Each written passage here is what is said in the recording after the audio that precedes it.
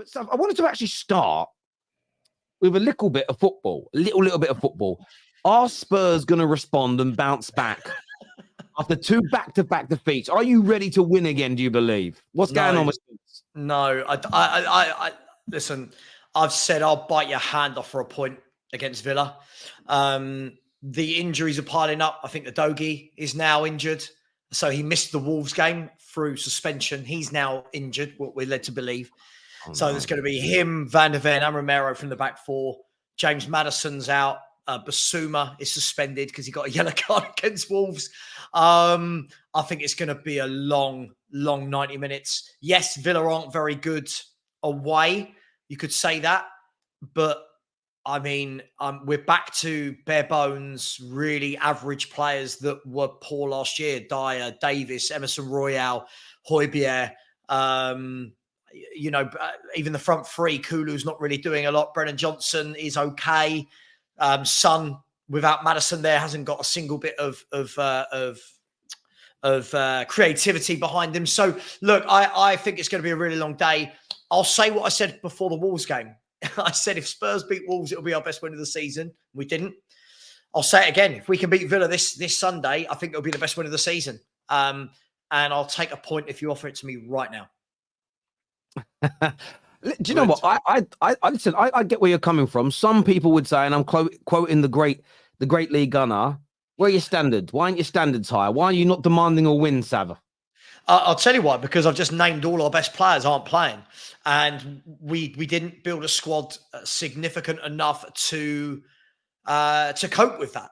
And look, it looks like we're going to line up that looks like this. And when we're talking about where are my standards, it's the standards that Tottenham have set. This 11, forget the goalkeeper, looks like it's going to be Porro, who isn't great defensively, Davis, Dyer, Emerson Royale, Højbjerg, Sarr, who's a kid and not playing that great at the moment, and I don't know, does he go Lo Celso, Bentancur, one of those two guys, and Bentancur's just coming back from a 10-month injury. And then the front three of Kulusevski, Brennan Johnson, and Son. So you've got no creativity in there. You've got no pace in the back line. You haven't got the ball recovery and the driving of Basuma.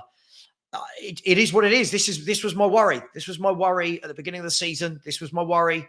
What will happen when we start getting injuries? And it's starting to happen. So it's not about standards. Lee Gunner and I have had this chat a million times. I'll talk to him on any channel. You can talk about standards, but the players that we play on Sunday just aren't good enough. They're just not good enough. Yeah. Do you know, me and Lee probably have this conversation 100 times, and sometimes I don't know whether he actually gets my point. And I don't mean that in a rude way. I mean, I just think he goes, no, don't want to hear it. I have the same standards for my club as he has for Arsenal. But that's where I want us to get to. I can't demand results from a team that I don't believe is capable. That's exactly where I am. I can demand the club makes the team better, but it's going to take time. You can't be a team like Man United, or, as we are right now, and go, me demanding that team on Saturday or Sunday, whenever it plays like Man City, me demanding it this week isn't going to work. Me demanding the team improves over time is, and I think there's some nuance to it. But I understand where you're coming from, and I'm really intrigued to watch Tottenham play this weekend, because we got 3 minutes of good football from them, barring Bakar, I thought was fantastic in goal again, even against Wolves. Though he conceded 2, but he was fantastic. I'm intrigued to see how they're going to do. They're at home, so that's an advantage. But Aston Villa are a team in excellent form.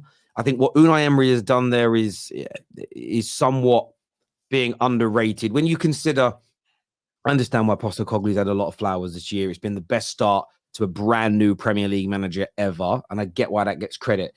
Yep. They're only a point, I think, ahead of this Aston Villa team, who have almost, it feels to me anyway, almost been completely ignored from the main conversations and the main narratives. So they're going to be a very difficult team to beat. They've got an excellent squad. They're well drilled. And with the holes in your team, the lack of creativity in your team, I kind of feel like Villa are the favourites. I do feel like they come to your ground. Look, the weekend. I think it's like favourites. I think, listen, it's just like anything in life. These things happen. Injuries happen. And unfortunately, Spurs are at that stage where the players we bought in the window were needed for the first team, but we haven't got around to building a squad capable yet. And there's a huge difference between having a team and a squad. If Van der Ven, Romero, Udogie, Basuma, Maddison are all fit, I would make us favourites at home to Aston Villa. Right? Yes. So it's not that I think Aston Villa are better than us in general. But Aston Villa at the same time, what they've got is what we absolutely can't cope with without Mickey van der Ven. And it is that pacing behind. Whether that's Bailey, whether that's Diaby, whether that's Ollie Watkins, that pace, that running in behind, Wolves exploited it time after time. Difference is Wolves aren't that great at finishing. They got there in the end, but time after time, getting in behind. And that's what I think will be undone. If Spurs can win that game, hats off to them. I don't know where the creativity is coming from. The backup players just aren't good enough. They're just not good enough. Look, we've had this conversation. There's a great comment here. I need to put it to you. Now, you remember, Twisted Bubba likes to say things. I wouldn't say he's a controversial commenter. I've seen it. He says here, Sava, stop using injuries and squad debts as an excuse not to beat Aston Villa, basically, is what he's saying. I mean, when you're missing all your best players, you're going to lose games. I don't know. Listen, I feel like we've got to the point in football now where common sense just goes right out the window. Listen, Spurs aren't that club that can have, we're nowhere near that club that can have all our best players missing and still expect to be beating teams who are in the top 5 or 6. We're not that club. We couldn't beat Wolves with those players missing. Now we've got Basuma missing from that as well. It's too many all at once. Terry, I've sat here week after week and said to you, adapt. Look, if we win it, absolutely brilliant. Absolutely brilliant. But do you know what? What I'm saying now is a carbon copy of what I said before the Wolves game. And before the Wolves game, right, we did a watch-along. Before the Wolves game, someone said to me, what do you think the score's going to be? You're live on my show. And I said, look, I think we're going to lose 3-2. I said, I just don't feel that we've got enough to cope with any team that runs at us when Van der Ven, Romero, and Maddison aren't playing. Where's your standards? You're negative, you're this, you're that. Okay, cool. We then lose 2-1. And people are going, oh my God, it's because of negative fans like you we lost. No, it's not. We lost because the 11 that were out there weren't good enough. And Wolves exploited that. Now, if I'm Unai Emery, I know I'm in that changing room all week. Yeah. I'm saying, run at them. The reality of the situation is, and I know there's the adapt and try something different, but when you remove the level of quality from the Tottenham team, Aston Villa become the better team. Now, I think you're very close anyway. And if it was the other way around and you took Ollie Watkins and Luis, who else? You took the goalkeeper away, maybe. You took Diaby away. Who else could we take away? McGinn away. So you took those 5 players away from Villa. The same would be said in the opposite direction. So, yeah, it's a strange one to me to say just adapt because it's not as simplistic as that. It really... you know what, Tony, right? Yeah, that's all it is. Even just one play, even if we look at, first of all, Van der Ven being out of the back in terms of his pace and recovery is huge. It's absolutely huge. But James Maddison, they put up his details on the screen the other day, and it showed Spurs with Maddison and without Maddison. Now, he's played most games, but what they did is a lot of games he's come off after 60, 70 minutes. And what they did was added all those minutes up, plus the game he's not played, and they showed... Here's what Spurs create when James Maddison is not on the pitch. And it's next to nothing. It's next to nothing. We don't create without him. I had this conversation with Will Stewart a few weeks ago where, and if I slightly word this wrong, I apologize. My memory isn't photographic, but paraphrasing, he essentially said he doesn't, looking at the underlying numbers, he can't understand and see why or believe in any way, shape or form that Arsenal are going to improve and get any better this season.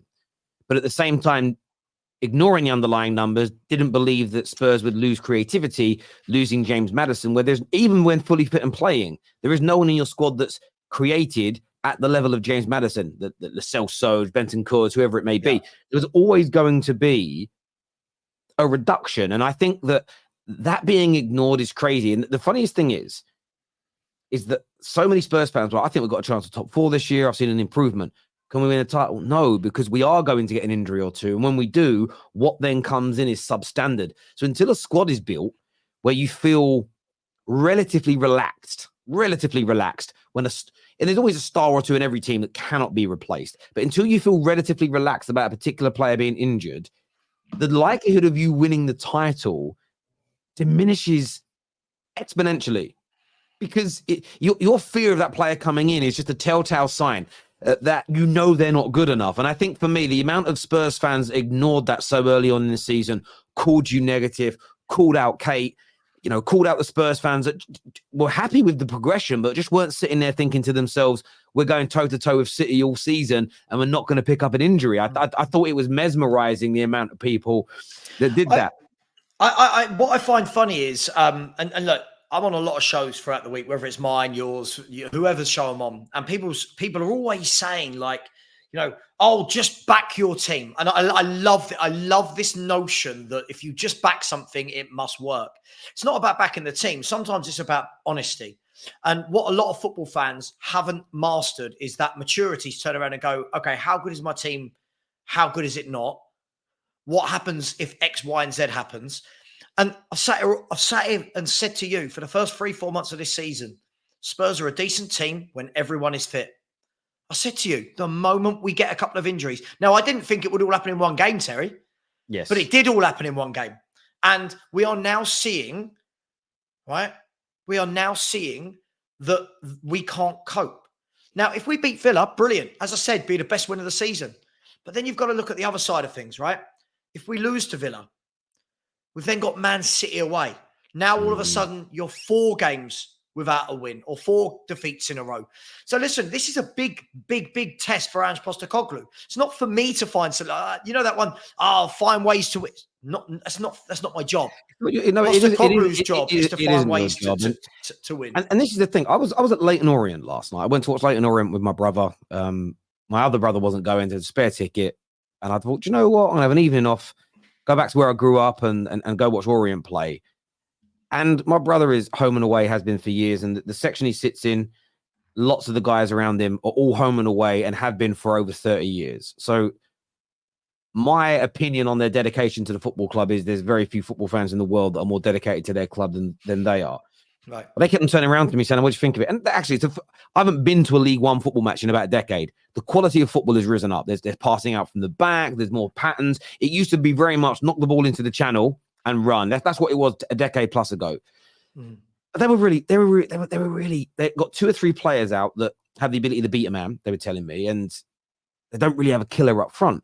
And they were a little bit impotent, and they found it really hard to penetrate, and they found it really hard to break down Lincoln. And then in the last moment, they conceded a goal. They were probably the better team in terms of play. But they're all sitting there, diehard fans, saying, we really ain't that good at the moment. We're really not where we want to be.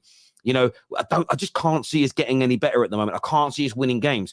I wasn't sitting there thinking, your standards are on the ground. They were speaking about the reality of their football club, the squad they've got, the injuries they have, the money that's available in January to improve, and how long it's going to take a club of their size and stature to get to another level. This notion that you can just sit there and say, I don't care who's injured.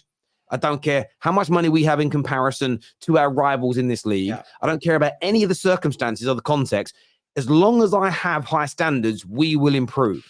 In my personal opinion, all you're going to do is make yourself genuinely miserable because you're living in cloud cuckoo land sometime. Now, if you're a Man United fan and you spend the most, and your club spends the most in the world, has the biggest wage bill, that's more of a case of, well, I demand us to be at the absolute tip of the tree or up near it because of what we're spending. But at the same time, if you think after the squad report was awful, that still has to adjust how you think game by game, season by season. If suddenly we had Man City squad, literally magic wand, we had it, my expectation would be to win the league because we've got Man City squad and we know they're capable. So yeah, standards is such a weird thing to throw. Yeah, young Harry that come on as a Spurs fan said, if I will it to happen, I think we can win the league. I'm like, bruv, you can do that a little bit in your own life. If you have great motivation and willpower, you can lose weight and get fit in the gym. You can progress in your own career. But me sitting here and willing and praying that David Hay makes a comeback in boxing and his body fixes itself, me willing it to happen isn't going to make it work. There's nothing me wishing it There's no amount of wishing and praying is going to make that happen. But look, viewers, let me know what you think and what you feel. Terry, Terry, no one gave Ten Hag similar understanding, over 5-6 first team players every match. So listen, this is what I would say. This is where I kind of slightly look at this differently. If Spurs were at home against Luton this weekend, I would say I don't think the injuries are an excuse. They've still got a better team. They should win. They're not, though. They're playing Aston Villa, who are a good team. So I think my point of view is just with Ten Hag. With the injuries he's had, am I absolutely fuming that we didn't win away at Arsenal? I'm gutted, but not so much fuming. Same with Tottenham. I think we should have put the ball in the back of the net. When we've been outplayed by teams that will probably be relegated this year, but large parts of matches, then I'm also looking at the manager. If they start losing games, Tottenham, at home to relegation fodder because of 3 or 4 injuries, then you have to start looking at the way the team is playing, the manager, because the players are still better than that. So I think there's a fundamental difference there.